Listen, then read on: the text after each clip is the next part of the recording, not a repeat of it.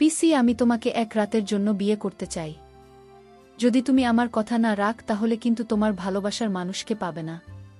কারণ তুমি যাকে ভালোবাসো তার বয়স কম হলেও সে আমার বন্ধু। আমি যা বলি সে তাই করবে। পিসি, আমায় বল, আমি তোমার পিসি আর তুমি আমার কাছে এটা কি চাইলে? তোমার লজ্জা করল না? ভাইপো বল, পিসি এসব বিষয়ে লজ্জা পেতে নেই। তার এরকম কথা শুনে আমি দিশেহারা হয়ে গেলাম। আমি ভাইপোকে বলেছিলাম তোমাকে আমি এখনও শিশু ভাবি। ভাইপো বল, পিসি একবার সুযোগ দিয়ে দেখো আমি কি করতে পারি। তারপর আমি তাকে একটা সুযোগ দিয়েছিলাম। তারপর আমি যাকে শিশু ভেবেছিলাম তার তো ও মা গো। বলতে ভয় লাগছে, তাহলে আসল ঘটনাটি বলি। আমার 15 বছর বয়সী জোয়ান ভাইপো আমার রুমে ঘুমানোর জন্য পাগলামি করত। সে আমার দিকে অন্যভাবে তাকিয়ে থাকত। আমি এতটাই সুন্দরী ছিলাম দেখতে যে বাচ্চা ছেলেরাও আমাকে দেখে পাগল হয়ে যেত। আমায় দেখতে খুব সুন্দর ছিল, কিন্তু তাও আমার বিয়ে হয়নি। এত সুন্দরী হওয়া সত্ত্বেও আমার কারো সঙ্গে বিয়ে হয়নি। কারণ আমার নাকি একটা বড় সমস্যা ছিল। কিন্তু কি সমস্যা ছিল সেটা আমাকে কেউ বলেনি। আমি নাকি দোষী। আর এই কারণেই আমার এখন পর্যন্ত বিয়ে হয়নি। এদিকে আমার বৌদি দিনরাত আমাকে খোঁটা দিয়ে বলতো যে আর কতদিন আমাদের ঘাড়ে চেপে বসে থাকবে। নিজে থেকে কোনো ছেলেকে পছন্দ করে বিয়ে করে নিতে পারো। তুমি তো বাইরের জব করো, সেখানে কি কোনো ছেলে নেই যে তোমার সৌন্দর্য দেখে তোমাকে পছন্দ করবে? তোমার এই সুন্দর চেহারা কি কাজের জন্য না? তোমাকে কোনো ছেলে বিয়ে করতে রাজি নয়। বৌদি আমাকে অনেক কড়া কথা বলতো, কিন্তু আমি বৌদির কোনো কথায় রাগ করতাম না। কারণ মা মারা যাওয়ার পরে আমি দাদা ও বৌদির কাছে থেকেছি। তাই বৌদি কিছু বললে আমি সেটা চুপচাপ সহ্য করে থাকতাম। আগে আমার খুব কষ্ট হতো এটা ভেবে যে আমার কেন এত দোষ আছে, কেন আমাকে কোনো ছেলে শুধু আমার সৌন্দর্য দেখে পছন্দ করে না। কিন্তু এখন আর সেগুলো কোনো কিছুই আমার যায় আসে না। আগে আমি অনেক পূজা পাঠ করতাম, এটা ভেবে যে একদিন না একদিন আমার বিয়ে হবে। কিন্তু এখন আমি আর এটা ভেবে আফসোস করি না যে আমার কোনোদিন বিয়ে হবে না। কারণ আমার বয়সের ছেলে পাওয়া খুব ভাগ্যের ব্যাপার। কারণ বেশিরভাগ মেয়েদের তো সাধারণত 18 থেকে 20 বছরের মধ্যে বিয়ে হয়ে যায়। আর আমার মতো 35 বছর বয়সী মেয়ের জন্য পাত্র খুঁজে পাওয়া খুব মুশকিল। একদিন রাত্রে বেলায় আমি নিজের কাজে ব্যস্ত ছিলাম। ওই সময় আমার ভাইপো ঘরে এসে বলল, আমাকে দেখে নাকি মনে হয় না যে আমার বয়স 35 বছর। আমাকে তো 19 বছরের মেয়েদের মতোই দেখায়। আমি তখন ভাইপোকে বলেছিলাম, আমি তোমার পিসি, তাই তোমার আমাকে এই ধরনের কথা বলার একদম উচিত নয়। যাও নিজের ঘরে গিয়ে শুয়ে পড়, অনেক রাত হয়েছে। আমার ভাইপো তখন রুম থেকে যাওয়ার আগে বলল, পিসি এই কথাটা আমি বলছি না। আজ সকালে আমার যে বন্ধুরা এসেছিল সে তোমার ব্যাপারে এরকম বলেছে, তাই আমি তোমাকে তার কথাটাই বলতে এসেছিলাম। আমি তখন আমার ভাইপোকে জিজ্ঞেস করলাম, তোমার বন্ধুর নাম কি? সে তখন বলল, তার বন্ধুর নাম না। কিন্তু পরের দিন সকালবেলায় আমার অফিসের ডিউটি ছিল না, তাই আমি নিজের কাপড় চোপড় বাড়ির পিছন দিকের উঠোনে শুকোতে দিচ্ছিলাম। ওই সময় দেখলাম আমার ভাইপোর বন্ধু অন্ত আমার কাছে এসে বলল, বলছি ম্যাডাম কেমন আছেন? আমি যখন পেছন দিকে ঘুরে তাকালাম তখন দেখলাম একটা ছেলে ঘাড়ে ব্যাগ নিয়ে দাঁড়িয়ে আছে। আমি তখন জিজ্ঞেস করলাম, তুমি কিন্তু? সে তখন বলল, হ্যাঁ আমি অন্তু। আমি তখন বললাম, তুমি আমার নাম ধরে কিভাবে ডাকতে পারলে? আমি তোমার পিসে হয়, তাই আমাকে নাম ধরে নয় পিসি বলে ডাকবে। কারণ তুমি আমার ভাইপোর বন্ধু, তাই তুমিও আমার ভাইপো হলে এরকম ভুল আর কোনো দিন করবে না। আমার ভাইপো যেমন আমাকে পিসি বলে ডাকে তুমি আমাকে পিসি বলে ডাকবে। আর তুমি এখানে কি করছো? আমার ভাইপো তো স্কুলের জন্য অনেক আগেই বেরিয়ে গেছে। অন্তত বল, পিসি আপনার একা একা রোদে কাজ করতে দেরি হচ্ছে, আমি আপনাকে সাহায্য করি। আমি তখন অন্তুকে বললাম, আমার সাহায্য করতে হবে না। আমি কারো সাহায্য নিয়ে কাজ করতে পছন্দ করি না। আমি নিজের কাজ নিজে করতে পছন্দ করি। তুমি এখনই এখান থেকে চলে যেতে পারো। তারপর সেদিন রাত্রে বেলায় আমি যখন খাওয়া দাওয়া করে নিজের ঘরে শুয়েছিলাম, তখন মনে হলো আমার পাশে যে কেউ বসে আছে। এমনকি ঘুমের ঘোরে মনে হলো আমার কাছে কেউ জেনে আসার চেষ্টা করছে। আমি চিৎকার করে উঠলাম, কারণ আমার পাশে একটা ছেলে বসেছিল এবং তার মুখটা কালো কাপড় দিয়ে ঢাকা ছিল। আমি যখন চিৎকার করে উঠলাম তখন সে দৌড়ে ঘরের ভেতর দিয়ে পালাতে শুরু করল। ওই সময় আমার ভাইপো বারান্দার ঘরে ছিল। আমার ভাইপো ওই চোরটাকে দেখে ভয়ে চিৎকার করতে শুরু করেছিল। তারপর বাড়ির বাকি সদস্যরাও যখন হাজির হয়েছিল, তখন দেখলাম আমার ভাইজির মুখটা চেপে ধরে আছে। ওই চোর! তখন আমি না পেরে ওই চোরের চুলের মুঠি ধরে বললাম, আমার ভাইজিকে ছেড়ে দে। তারপর বাড়ির বাকি সদস্যদের দেখে অনেক বেশি খাবারে গিয়ে আমার ভাইজিকে ওই চোরটা অনেক জোরে ধাক্কা দিয়ে বাড়ি থেকে পালিয়ে যায়। আমরা ওই চোরকে অনেক ধরার চেষ্টা করেছিলাম কিন্তু পারিনি, এবং তার মুখটাও দেখতে পারিনি। কিন্তু আশ্চর্যের বিষয় হচ্ছে, এই চোরটা কিন্তু আমাদের বাড়িতে কোনো কিছু চুরি করেনি। সে তো আমার একটা পোশাক নিয়ে পালিয়েছিল। এদিকে আমার ভাইপো তো ভয়ে অজ্ঞান হয়ে গেছিল যখন ওই চোর তার মুখটা অনেক জোরে চেপে ধরেছিল। চোরের পালিয়ে যাওয়ার পরে আমার ভাইঝির চোখে মুখে জলের ছিটে দিয়েছিলাম। তারপরে তার জ্ঞান ফিরে এসেছিল। ওদিকে আমার বৌদি ও আমার ভাইপোর অবস্থা দেখে কেঁদে কেটে অবস্থা খারাপ হয়ে গিয়েছিল। আমার দাদা যেহেতু বিদেশে থাকত, সেদিন রাত্রে বেলা দাদা বাড়িতে থাকলে আমাদের হয়তো এতটা ভয় লাগত না। সেদিন আমরা সবাই খুবই ভয় পেয়েছিলাম। এদিকে আমার ভাইপোর সঙ্গে তার বন্ধু অন্ত যখনই আমাদের বাড়িতে আসত, তখনই ওই ছেলেটা আমার সঙ্গে কিছু না কিছু কাণ্ড ঘটাতে। সেদিন যখন আমি নিজের ঘরে বসে লাগবে কিছু কাজ করেছিলাম, তখন সে আমার ঘরের ভিতরে এসে বলল, আপনি দেখতে ভীষণ সুন্দর। আমি তো আশ্চর্য হয়ে তার দিকেই তাকিয়েছিলাম। তারপর সে হঠাৎ করে অদ্ভুত আচরণ করার চেষ্টা করছিল। তখন না পেরে তাকে একটা থাপ্পড় মেরে বলেছিলাম, তুমি এটা কি করছো? বেরিয়ে যাও এখান থেকে। সে দিনের পর থেকে আমার ভাইপোর বন্ধু অন্ত বেশ কিছুদিন পর্যন্ত আমাদের বাড়িতে আসেনি। বেশ কিছুদিন পরে সে একদিন হঠাৎ করে আমাদের বাড়িতে এসে সুযোগ পেয়ে আমাকে বলল, আপনার সঙ্গে আমি বন্ধুত্ব করতে চাই এবং সেদিনের ব্যবহারের জন্য আমি খুবই দুঃখিত। আমাকে ক্ষমা করে দিন এবং আমার সঙ্গে বন্ধুত্ব করুন। আমি তখন ওকে বলেছিলাম, তুমি এখন ছোট, আমার বয়সটা দেখেছ, আমি তোমার থেকে অনেক বড়, তোমাকে আমি নিজের বন্ধু করতে পারবো না। উনি তখন বলছি, আমি বড় হয়ে গেছি, আমি আর ছোট নেই। আমি তখন তাকে বুঝিয়ে বললাম, তুমি আরও একটু বড় হও, তারপরে আমি তোমাকে বন্ধু বানাব। ছেলেটি মাঝে মধ্যে এমন ব্যবহার করত যে তাকে দেখে ভীষণ বিরক্ত লাগত। একদিন বৌদি আমার ভাইপোকে বলল, তুই অন্তর সঙ্গে একদম চলাফেরা করবি না, ওই ছেলেটাকে আমার মোটেই ভাল লাগে না, সঙ্গদোষে দুইও খারাপ হয়ে যাবে, তাই ওই ছেলেটাকে আর আমাদের বাড়িতে নিয়ে আসবি না। আমার ভাইপো কিন্তু খুব ভদ্র এবং সহজ সরল ছিল, কিন্তু তার বন্ধু মোটেই সহজ সরল ছিল না। সে যেহেতু বাইরে থেকে এসেছিল এই শহরে পড়াশোনা করার জন্য, তাই সে পেইং গেস্ট থাকত এবং মাঝে মধ্যে কোনো না কোনো বাহানা আমাদের বাড়িতে এসে হাজির হতো।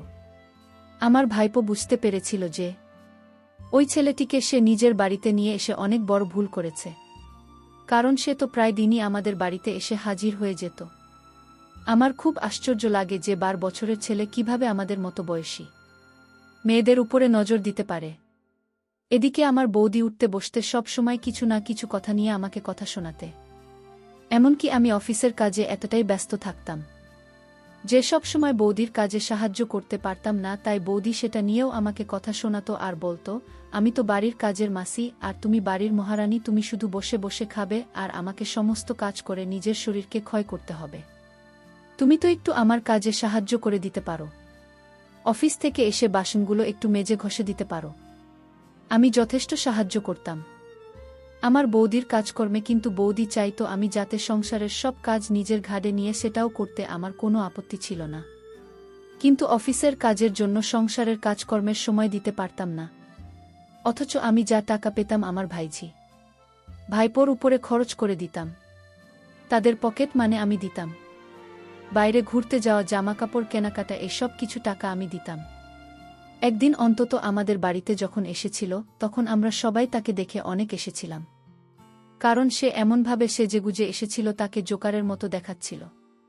আসলে আমার সামনে নিজেকে বড় দেখানোর জন্য বড়দের জামাকাপড় পরে এসেছিল। আমি যেদিন তাকে বলেছিলাম যে তুমি এখন ছোট, তুমি বড় হও, তারপরে আমি তোমার সঙ্গে বন্ধুত্ব করব, সে দিনের পর থেকে ওই ছেলেটি আমার সামনে নিজেকে বড় প্রমাণিত করার জন্য উদ্ভুত কাণ্ড করত।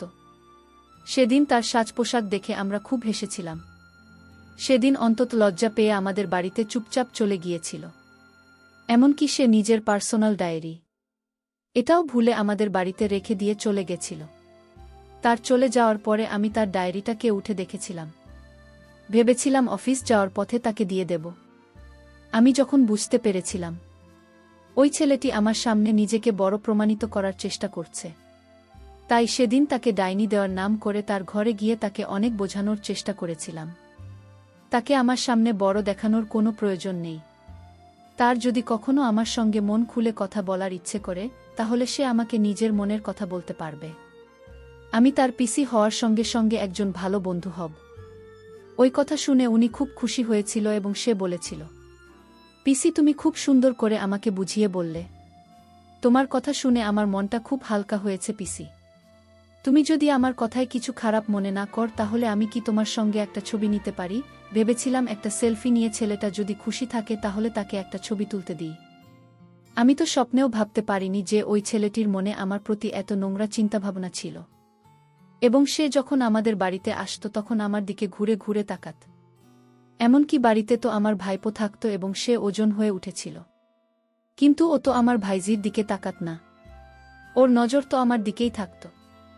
ডায়েরিটা দিয়ে আমি যখন বাড়ি ফিরে এসেছিলাম, তখন বৌদি আমাকে বলেছিল, তোমার তো আজকে অফিস ছুটি আছে, তাহলে তুমি বাইরে কোথায় গিয়েছিলে? বাড়িতে থেকে তো আমার কাজ একটু সাহায্য করে দিতে পারো। আমি তখন মাথা নিচু করে চুপচাপ নিজের ঘরে চলে এসেছিলাম। আমি আর বৌদিকে এটা বলিনি যে আমি অন্তত ঘরে গিয়েছিলাম তার ডায়েরিটা ফেরত দিতে। পরের দিন সকালবেলা আমি যখন অফিস যাওয়ার জন্য তৈরি হয়েছিলাম, তখন বৌদি ঘরে এসে হঠাৎ করে আমার গালে একটা থাপ্পড় মেরে বলেছিল, আমাদের কি এই দিনটা দেখার বাকি ছিল? এখন এই বয়সে তুমি একটা বাচ্চা ছেলের সঙ্গে প্রেম করতে শুরু করলে। তোমার লজ্জা করে না? তুমি ওর মায়ের বয়সী। তুমি আমাদের মান সম্মান সবকিছু শেষ করে দিয়েছ। তোমার দাদা বাড়ি ফিরে আসলে বলবো তোমাকে যাতে এই বাড়ি থেকে বের করে দেওয়া হয়, না হলে তোমার জন্য আমার ছেলে মেয়েদের ভবিষ্যৎ নষ্ট হবে। বৌদির কথা শুনে আমার তো পায়ের তলা থেকে মাটি সরে যাওয়ার মতো অবস্থা হয়েছিল। সে কি বলতে চাইছিল আমি কিছুই বুঝতে পারিনি। যাই হোক, আমি আসলে নিজের অজান্তেই অন্যকে ভালোবাসতে শুরু করলাম। কিন্তু এর মধ্যে অন্তত অনেক দিন যাবত আমার সঙ্গে দেখা করে না। তারপর আমার ভাইপোকে জিজ্ঞেস করলাম, তোমার বন্ধু অন্তত এখন আর দেখি না, সে স্কুলে আসে না। ভাইপো বলল, পিসি সে আর আসবে না। আমি যদি বলি তাহলে সে আসবে। তাহলে তুমি বলো আসতে। ভাইপো বলল, তাহলে পিসি আমার একটা কথা ছিল, তুমি যদি রাখ তাহলে আমার বন্ধুকে আমি নিয়ে আসতে পারি। আমি বললাম, বলো তোমার কি কথা? সে বলল, পিসি আমি তোমাকে যে কথাটা বলব সেটা কাউকে বলা যাবে না।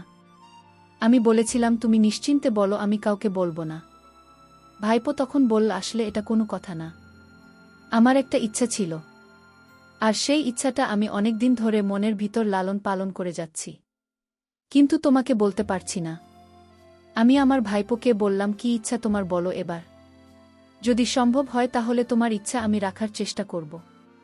ভাইপো তখন বলল, যদি তুমি আমার আবদারটা রাখো তাহলে তুমি আমার বন্ধুকে অবশ্যই পাবে। আমি বলেছিলাম, তুমি এত আমতা আমতা করে বলল কি তোমার ইচ্ছা? ভাইপো তখন আমায় যে কথাটি বলল সেটা শুনে আমার মাথা ঘুরে গেল। এতটুকু ছোট ছেলের মুখে এই কথা কি করে বের হলো? এতটুকু ছোট ছেলের এমন ইচ্ছা থাকতে পারে সেটা আমি কল্পনাও করতে পারি না।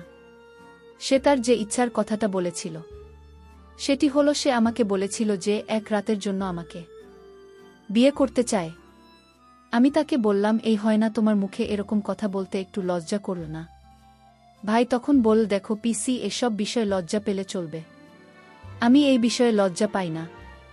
আমি ভাইপোকে বললাম, দেখো আমি তোমার পিসি, তুমি আমায় কথা বলতে পারো না, তোমার তো বয়সটা অনেক কম, আর তুমি তো আমার সাথে পারবে না। সে বলল, পিসি একটা সুযোগ দিয়ে দেখো, আর তুমি যদি আমার প্রস্তাব না রাখ তাহলে আমার বন্ধু অন্তকে পাবে না। আমি তাকে যা বলি সেটাই করবে। পিসি তুমি এই সুযোগ পাবে না, আমার বন্ধুকে হারালে আর তোমার বিয়ে হবে না। আসলে আমি তোমার বন্ধু অন্তকে মনে প্রাণে ভালোবেসে ফেলেছি, আর তাই আমি তোমার কথা মানতে রাজি। ভাইপো আমার মুখ থেকে এমন কথা শুনে খুশিতে নাচতে শুরু করল। ভাইপো বলল, তাহলে আজ রাতেই হবে? আমি বললাম যে আজ রাতেই হবে। তারপর রাতের খাবার সেরে আমার রুমে আমার ভাইপো আসলো। ভাইপো বলল, পিসি আমার অনেক দিনের ইচ্ছা। আমি তো তাকে ছোট শিশু ভেবেছিলাম, কিন্তু সে আমার সাথে যা করল তাতে আমার অসহ্য লেগেছিল। আমি পারছিলাম না। বাচ্চা ছেলের এত শক্তি থাকতে পারে তা আমি কল্পনাও করতে পারিনি। যাই হোক, ভাইপো যা বলেছিল আমি তার সকল কথা রেখেছি। ভাইপো সকালে ঘুম থেকে উঠে অন্তত এ নিয়ে আসলো। অন্তর বাবা মা আমার সকল সমস্যা জেনে অন্তর সাথে বিয়ে দিল। এর কারণ একটাই, অন্ত তার বাবা মাকে বলেছিল সে আমাকে ছাড়া জীবনে বিয়ে করবে না। তাছাড়া আমি তো দেখতে ভীষণ সুন্দরী ছিলাম। তার মা বাবার কাছে আমি প্রিয় হয়ে উঠেছিলাম।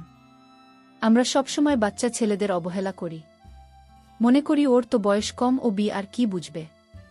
আসলে বর্তমান যুগে দেখা গেছে 15-16 এবং কি 12 বছরের ছেলেরাও সংসার করতে পারছে। এই জন্য ছেলের বয়স কম হলেও যদি আপনার ছেলে বিয়ে করতে চায় তাহলে বিয়ে দিয়ে দিন, তা না হলে আপনার ছেলেটা নষ্ট হয়ে যেতে পারে। প্রিয় বন্ধুরা, গল্পটি ভালো লাগলে অবশ্যই কমেন্ট করে জানাবেন। আর নিয়মিত এমন আলাদা স্বাদের গল্প শুনতে ভিডিওটিতে লাইক এবং চ্যানেলটিকে সাবস্ক্রাইব করে সাথেই থাকুন। আর হ্যাঁ, নোটিফিকেশন বেলটি অল করে রাখবেন, যাতে পরবর্তী গল্প সবার প্রথমে আপনাদের কাছে পৌঁছে যায়। ধন্যবাদ বন্ধুরা, ধন্যবাদ সবাইকে।